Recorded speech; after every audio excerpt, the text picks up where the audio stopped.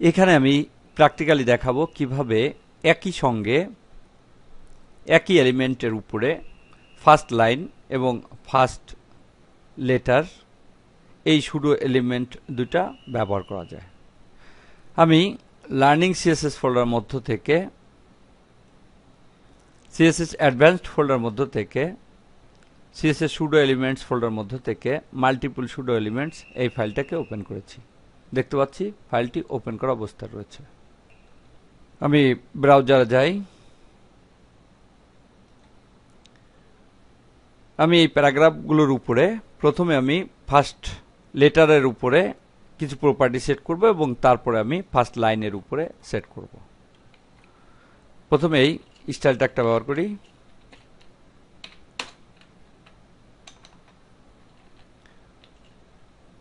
P ট্যাগটা ব্যবহার করি যেহেতু আমি প্যারাগ্রাফের উপরে চাচ্ছি। কোলন ফার্স্ট লেটার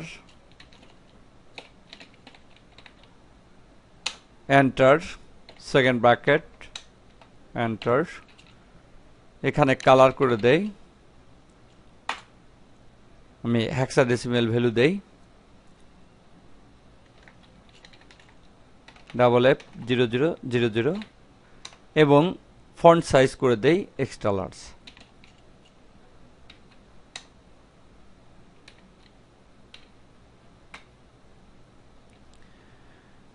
প্রথমে আমি ফার্স্ট লেটার এটা ব্যবহার করেছি। ফাইলটাকে সেভ করি, alter tab, right click, refresh. দেখতে পাচ্ছি ফার্স্ট লেটার সুডো এলিমেন্টটা ব্যবহার করেছি।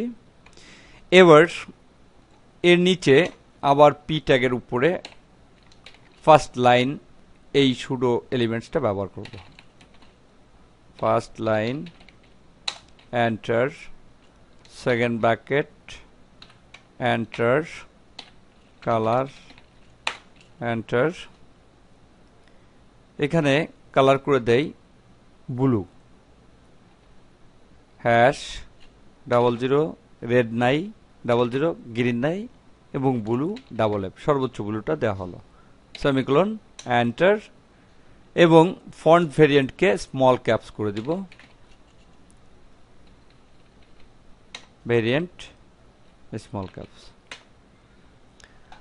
ফাইলটাকে সেভ করি, alter tab, right click, refresh.